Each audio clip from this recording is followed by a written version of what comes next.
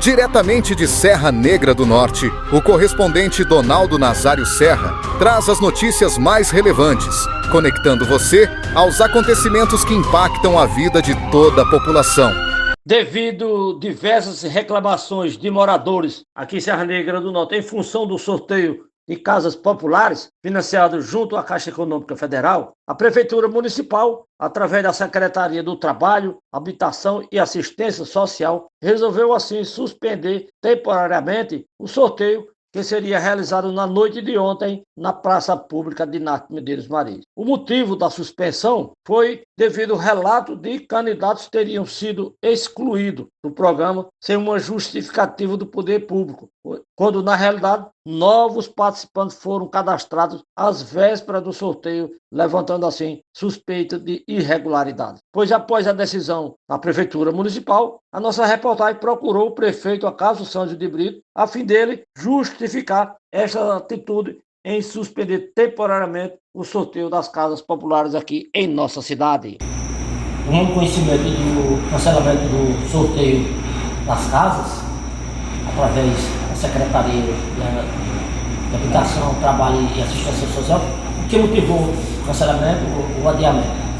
Donaldo, nós publicamos a lista de cadastros que haviam feito conosco nas nossas redes sociais, hoje na parte da tarde, e quando nós publicamos, através das redes sociais surgiram algumas reclamações e algumas pessoas também fizeram contato diretamente comigo e nós, como uma forma de garantir a lisura, a igualdade de oportunidades, a verdade, a absoluta transparência do processo, tomei a decisão de a gente dar um prazo até segunda-feira da próxima semana, segunda-feira, dia 23 de março, até às 13 horas, para que qualquer pessoa que tenha feito o cadastro conosco, né, e que esteja com comprovante, né, de que realizou o cadastro e que seu nome não consta lá na lista, para que a gente possa fazer a reparação, submeter esses cadastros à comissão que está acompanhando o pleito, porque é importante ressaltar, Donaldo, que desde o início nós tivemos uma preocupação muito grande com a transparência. Todos nós sabemos quanto essa questão das casas é uma questão sensível no nosso município. Nós temos um déficit de mais de 600 moradias. Então, a gente tem que trabalhar da forma mais transparente e justa possível para que a gente não tire o sonho de nenhuma família que almeja viver embaixo do seu próprio teto. Esse é um sonho legítimo, é um sonho que ele é sonhado por mais de 600 famílias no nosso município. Então, quando eu constatei que havia esse problema, eu tomei a decisão de suspender temporariamente o sorteio, dar esse prazo para que possa ser feito todos os ajustes. Se alguém se sentiu prejudicado, que possa vir até a próxima segunda-feira reclamar, é um prazo mais que suficiente. E em seguida a gente marcar o novo processo. É importante ressaltar que, de nossa parte, por exemplo, nós sempre tivemos um cuidado de dar toda a transparência possível. Então, quando nós marcamos a data do sorteio, nós enviamos comunicado para o Ministério Público, para a Caixa Econômica, para a construtora que venceu o certame, né, para todos esses entes, para a Câmara Municipal de Vereadores, para que eles tomassem conhecimento, e também nós convidamos para que fizessem parte de uma comissão de avaliação de toda a lisura e transparência do pleito. Então, assim, nossa parte, eu estou muito tranquilo com relação a houve um problema operacional, nós precisamos averiguar com detalhes para não prejudicar ninguém. Que não houve isso aí, eu tenho muita tranquilidade, não houve nenhum tipo de má fé, muito menos, né, uma deliberação para deixar ninguém de fora, ao contrário. Né? O nosso desejo é justamente de poder incluir, porque como eu já disse antes, a gente sabe o quanto essa questão do sonho da casa própria é algo forte em todo canto, muito especificamente aqui na nossa cidade.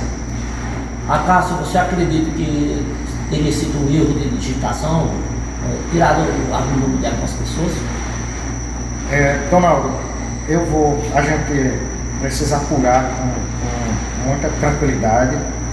A gente tem a comissão de transparência que vem acompanhando o processo. Temos a secretaria que é responsável pelo processo. Nós vamos fazer toda a auditoria necessária para que não haja nenhum tipo de prejuízo para ninguém. Eu não quero aqui fazer um juízo de valores de forma precipitada, mas assim, o que eu asseguro para você, para toda a população, é que nós temos um compromisso 100% com a transparência, como eu digo, a transparência, a lisura e a igualdade de oportunidades. Depois de analisar toda a situação, tem data já prevista para o novo sorteio? Eu não marquei uma nova data, porque, como eu disse, a gente precisa verificar isso com calma, sentar com a comissão de acompanhamento do processo e depois a gente, com tranquilidade, marcar uma nova data que eu imagino não ser muito distante, até porque essa é a penúltima etapa que nós vamos cumprir nesse tão sonhado projeto de construção das 200 casas financiadas. Então, assim, o que está restando agora é justamente a gente apresentar para a Caixa a ordem negocial, a Caixa fazer as análises cadastrais e, à medida que a gente tiver os 200 cadastros aprovados pela Caixa Econômica, com condição de fechar contrato, a Caixa Econômica dá a ordem de serviço para que a construtora, que passou por um processo de licitação e de escolha, possa iniciar as obras, que a construtora é a construtora Molardem. Mais uma vez eu queria agradecer, Acácio, se você tiver mais alguma coisa a acrescentar com relação a esse problema, fique à vontade. Donaldo, eu que agradeço pelo espaço e a oportunidade que você me dá. Eu quero aqui pedir desculpas à população por esse transtorno. Isso é algo que a gente não deseja, mas tenho muita convicção de que é melhor a gente corrigir todas as possíveis falhas que possam ter ocorrido no processo e garantir transparência, lisura e igualdade de oportunidade. Digo sempre isso para todo mundo, para que a gente possa fazer um sorteio seguro e confortável para todos. A paróquia de Nossa Senhora do Ó celebra hoje à noite missa em ação de graças em alusão ao dia de São José, protetor das chuvas, patrono das famílias. A Santa Missa irá acontecer na Igreja Matriz, presidida pelo pároco Padre Everaldo de Araújo Luceno. Após a celebração da Santa Missa, paroquianos e devotos participarão de uma procissão conduzindo a imagem de São José pelas ruas da cidade como forma de gratidão pelas chuvas deste ano. De Serra Negra do Norte, Donaldo Nazaro Serra. Agora, fique com o editorial da notícia, uma análise precisa e reveladora dos fatos com a imparcialidade, clareza e único compromisso com a verdade. Vamos imaginar a seguinte cena, prestando atenção em cada detalhe. O palco está lá, perfeitamente montado no centro de uma praça pública. O cenário clássico de evento de prefeitura. Exato. As luzes estão acesas, o microfone já passou por todos os testes de som e tem centenas de pessoas reunidas, todo mundo segurando a respiração. Nossa, a tensão deve ser palpável. Total. É o momento mais aguardado do ano para aquela comunidade, sabe? O sorteio de 200 casas próprias. Dá para sentir a expectativa no ar, é algo físico. Com certeza. Mas aí, de repente, o som é cortado. O processo inteiro é paralisado. Caramba, um balde de água fria. Muito. É um sentimento brutal. É tipo aquela situação de chegar ao aeroporto para uma viagem super importante, mala pronta e a companhia aérea avisa no portão de embarque que o voo está com overbooking. Ah, o famoso overbooking. onde um monte de gente ali vai ter que voltar para casa frustrada. Isso mesmo. Só que, nesse caso, o prêmio que estão tirando de última hora das pessoas é a própria casa. Então, vamos destrinchar isso, porque a nossa exploração de hoje mergulha bem fundo nas engrenagens da administração pública e, claro, nessa gigantesca pressão social em torno da habitação. Essa imagem do voo com overbooking, olha, ela captura perfeitamente essa quebra abrupta de expectativa, né? E o desespero de quem não tem para onde ir. Não tem plano B para essas famílias. Exato.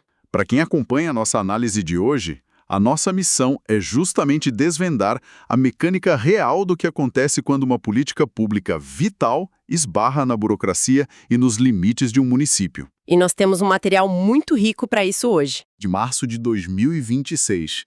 Tudo isso vem lá da cidade de Serra Negra do Norte, no Rio Grande do Norte. Um abraço para quem nos ouve do Rio Grande do Norte, aliás. E quais são essas fontes? Temos um relatório de briefing interno sobre uma crise municipal e o áudio de uma entrevista jornalística super incisiva. Ela foi conduzida pelo repórter Donald Nazaro Serra com o prefeito da cidade.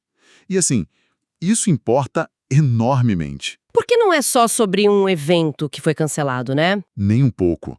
É um estudo de caso fascinante sobre governança e sobre como a máquina pública opera sob pressão extrema. E a matemática inicial já conta metade dessa história. A matemática é cruel nesse caso. Muito. Serra Negra do Norte tem um déficit habitacional de mais de 600 famílias, mas o projeto, que é uma parceria com a Caixa Econômica Federal, vai entregar apenas 200 unidades. Cara, a conta simplesmente não fecha.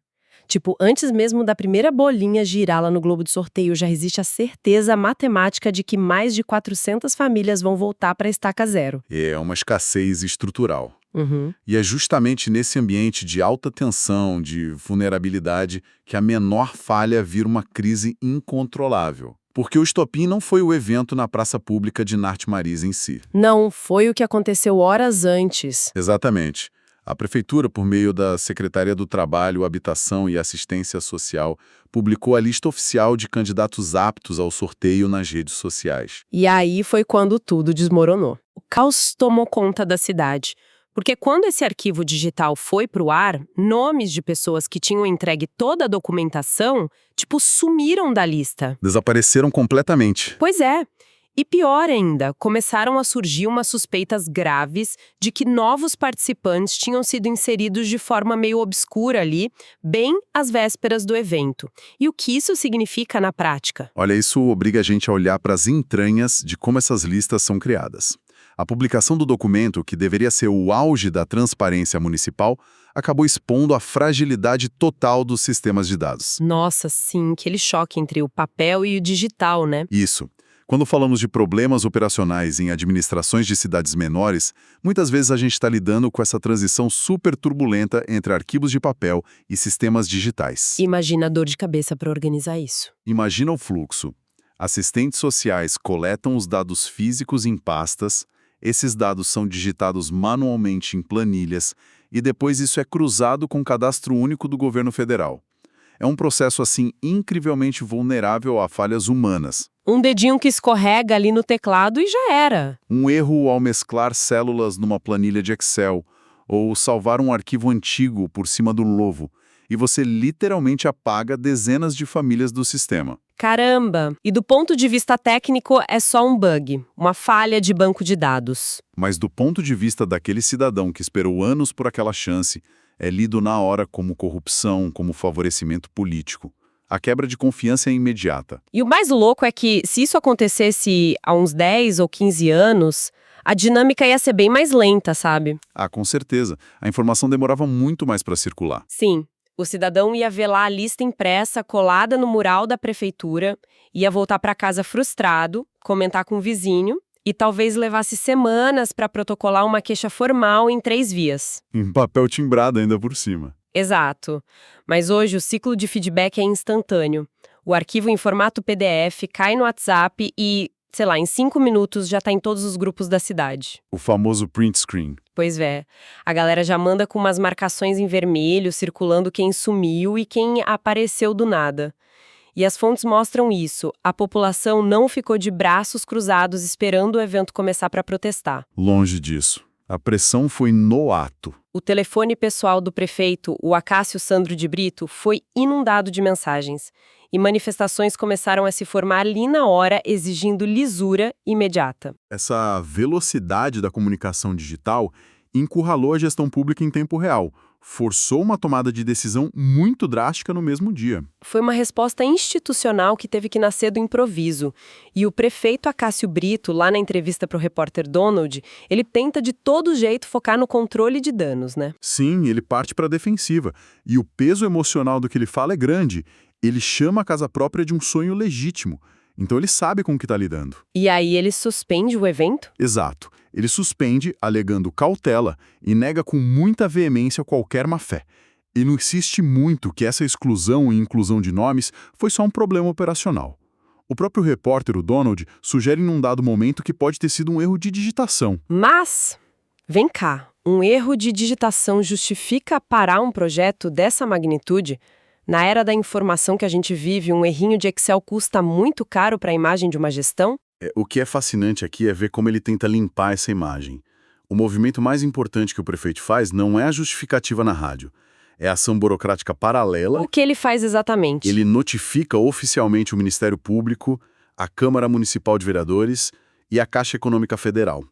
Ele convida essas 3 instituições para formar uma comissão de avaliação. Na teoria da administração pública, trazer os órgãos de controle para dentro da sala de crise é a manobra clássica para restaurar a legitimidade de um processo que foi manchado. Entendi. Mas, olha, eu preciso levantar um ponto crítico aqui. Manda. Essa atitude de chamar o Ministério Público, a Caixa Econômica, a gente costuma ler isso como um grande gesto de transparência, né? Geralmente sim. Mas não soa também como uma manobra de pura autopreservação política? Pensa bem. O prefeito está de frente para uma multidão furiosa. A credibilidade do sorteio virou pó. Ele precisava se salvar. Exato. Ao criar essa comissão de transparência, ele não está simplesmente repassando a batata quente. Ele divide a responsabilidade do erro ali com o governo federal e com a justiça. É uma forma de não cair sozinho. Pois é. Se o próximo sorteio der problema de novo, ele pode lavar as mãos e dizer, olha, estava todo mundo supervisionando, a culpa não é só da prefeitura. Parece menos sobre garantir a lisura e mais sobre construir um escudo político, sabe? Olha, essa leitura política é totalmente válida e expõe demais o pragmatismo da gestão pública. Diluir o custo político de uma falha é sobrevivência básica para qualquer gestor. É instinto de sobrevivência puro. Exatamente. Quando o prefeito diz que não quer fazer juízo de valores de forma precipitada, ele está, no fundo, ganhando tempo. E sim, ao colocar o Ministério Público e a Caixa olhando por cima dos ombros dele, ele socializa o risco da operação. Blindagem total. Um carimbo de órgãos estaduais e federais serve como uma armadura impenetrável contra os críticos locais. Mas, independentemente de ser um zelo autêntico dele ou só instinto de sobrevivência, o resultado prático é um só. O processo trava. Trava com força. É um freio de arrumação severo. A máquina burocrática é forçada a parar, dar um passo atrás e voltar aos métodos analógicos para poder auditar o digital. E esse passo atrás, vale ressaltar para nossa audiência, tem um cronograma mega agressivo. A prefeitura montou um mapa de resolução que exige que os cidadãos prejudicados apareçam lá na secretaria até segunda-feira, 23 de março, às 13 horas. Com o papel na mão. Munidos do comprovante original de cadastro. Ou seja, quando o sistema supermoderno e digital falha de forma catastrófica, a única salvação do cidadão é aquele pedaço de papel amassado que ele guardou numa gaveta por meses. E que ironia, né? Esse retorno ao papel é o reconhecimento prático de que uma digitalização feita sem uma base de dados sólida cria muito mais problemas do que resolve. Total. E aí a nova comissão vai fazer uma auditoria manual, caso a caso. Tudo isso antes de sequer cogitarem marcar uma nova data para esse sorteio lá na Praça de Narte Maris. E sabe o que torna toda essa auditoria ainda mais tensa? É que o sorteio, que é o centro de todo esse furacão, não garante a casa para ninguém. Espera, como assim? Existe uma incompreensão enorme sobre como esses programas habitacionais com fundo federal funcionam. O sorteio municipal é só a triagem inicial. Ah, aqui é onde a coisa fica realmente interessante. Porque o imaginário popular trata o sorteio como a linha de chegada, né? O momento de abrir a porta e receber as chaves. É o que a maioria pensa. Mas a realidade é bem mais dura. Mergulhando nas fontes, a gente percebe que esse sorteio é só uma etapa do meio. É um labirinto burocrático desenhado para ser quase implacável. Para quem está ouvindo, imagina isso como um jogo de videogame daqueles com níveis de dificuldade altíssimos. Uma maratona de fases. Exato. Então, o cidadão junta os papéis e faz o cadastro. Beleza, passou de fase. Primeira etapa concluída. Aí descobre que o nome sumiu da lista, vai lá, protesta, leva o papel original na segunda-feira e consegue voltar para o sistema. Ufa, passou de fase. Segunda etapa, cheque. Aí ele vai para a praça pública e tem a sorte imensa de ser um dos 200 nomes sorteados entre 600 concorrentes. Maravilha, passou de fase. Quase lá. Mas o chefão final ainda está esperando por ele. E esse chefão final é a Caixa Econômica Federal. Adoro essa analogia do chefão final. Ela ilustra perfeitamente a exaustão que é esse processo todo. Como funciona essa etapa da Caixa, então? Depois do sorteio, a prefeitura consolida esses 200 nomes sortudos e emite um documento chamado Ordem Negocial. Eles pegam isso e mandam para a Caixa. A partir daí, o banco assume o papel de auditora implacável do dinheiro federal. Nossa, não é só uma formalidade, então? Longe disso. A análise de crédito é pesadíssima. A Caixa vai pegar o CPF de cada sorteado e cruzar com bancos de dados do país inteiro. Eles vão checar se a pessoa já tem outro imóvel, se já participou de algum programa habitacional antes. Faz sentido, para evitar fraude. Sim, mas tem mais. Eles vão analisar o histórico de crédito, vão olhar se o nome está sujo em órgãos de proteção ao crédito, e é aí que a gente bate num paradoxo brutal das políticas públicas. Qual o paradoxo? Pensa bem, o programa é para famílias em situação de vulnerabilidade, certo?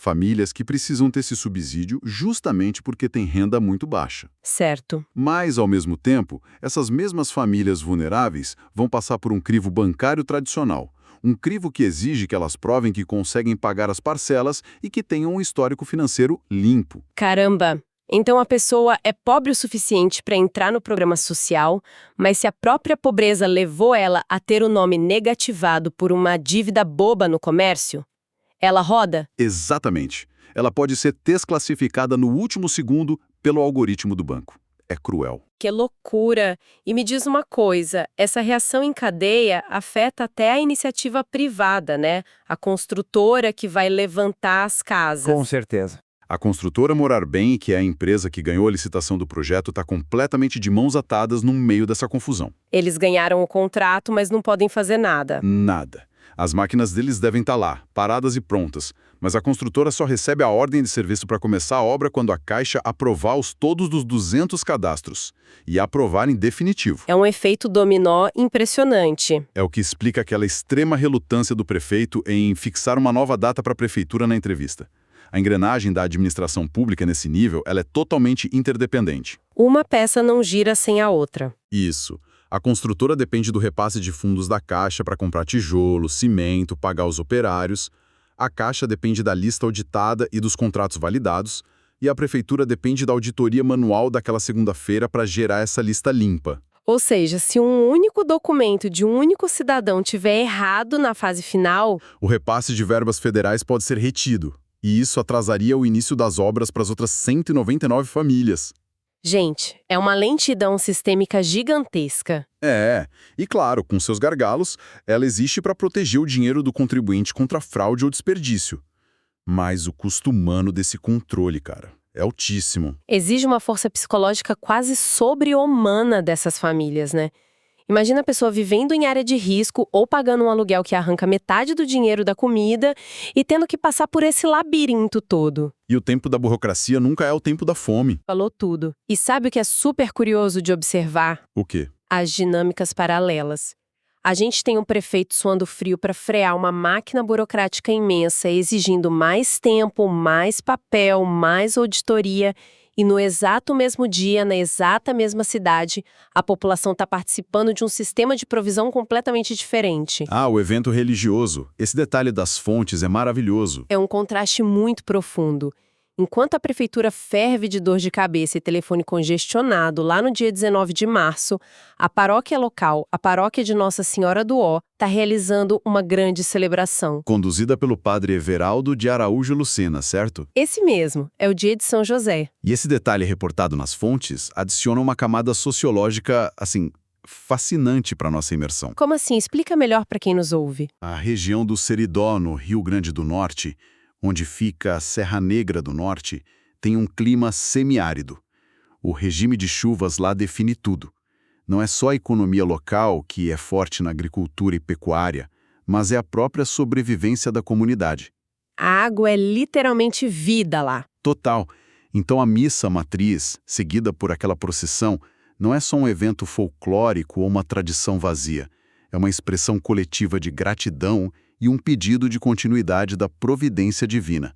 As pessoas caminham pelas ruas agradecendo pelas chuvas daquele ano. É uma dualidade que puxa o nosso olhar, sabe? Tipo, de um lado da cidade, a galera pressiona o Estado secular pedindo um teto. Do outro lado, essa mesma galera caminha em procissão agradecendo a Deus pela água que garante a plantação. São dois polos de poder bem distintos, mas que atendem às necessidades mais vitais. Sim. E o mais interessante é como a retórica dos dois lados meio que se espelha. Como assim se espelha? Olha para a fala do prefeito, na entrevista dele tentando controlar os danos.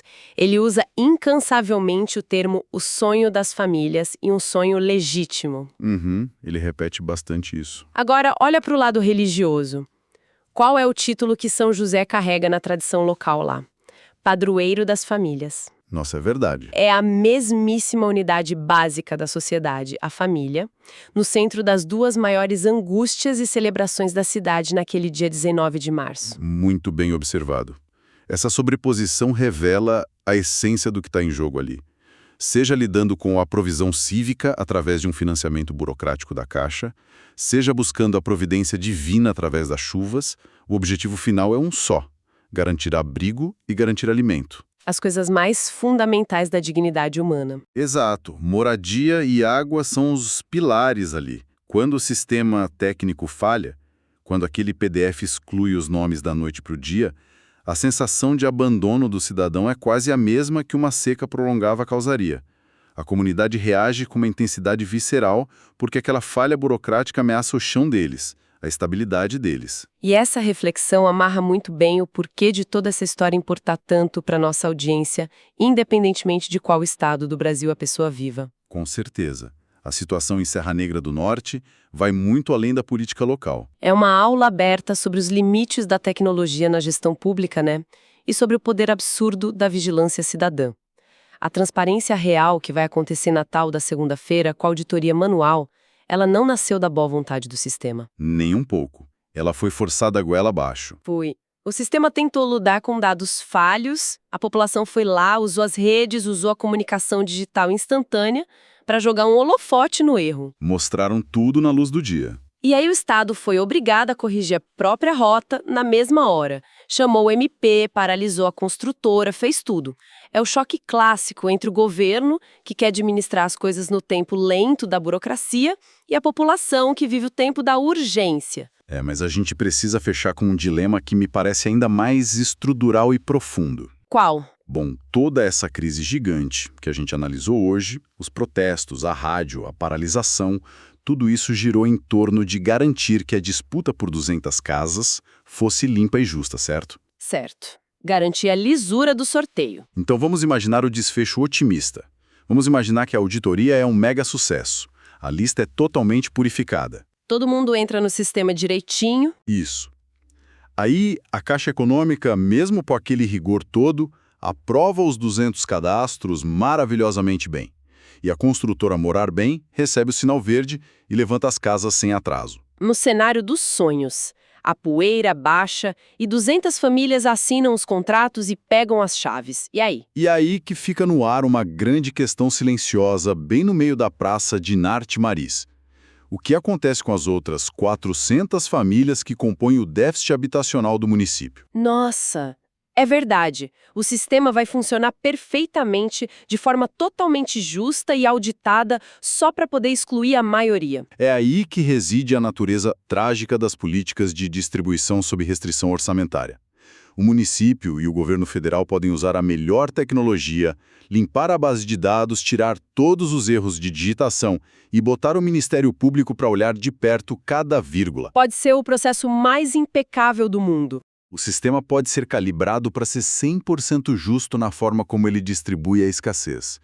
Mas no fim do dia, ele ainda é um sistema projetado para distribuir escassez. Porque o tal do sonho legítimo dessas 400 famílias que ficaram de fora não foi adiado por causa de um bug de Excel ou por algum esquema de corrupção. Ele foi adiado pela dura realidade de um Estado que simplesmente não tem recurso para prover direitos constitucionais básicos para todos os cidadãos de uma vez. A burocracia, quando ela finalmente funciona, ela só organiza a fila da espera. Ela não faz a espera ser menor. Exatamente, e isso deixa uma reflexão muito duradoura para a gente. Como é que lidamos com essas expectativas gigantescas numa sociedade onde, inevitavelmente, a maior parte das pessoas vai continuar precisando de respostas que são muito mais complexas e demoradas do que simplesmente cruzar os dedos num sorteio? Você acabou de acompanhar as principais notícias de Serra Negra do Norte com o correspondente Donaldo Nazário Serra, que há mais de 50 anos vem levando informação com seriedade, compromisso e credibilidade a toda a comunidade do Seridó do Rio Grande do Norte e da Paraíba.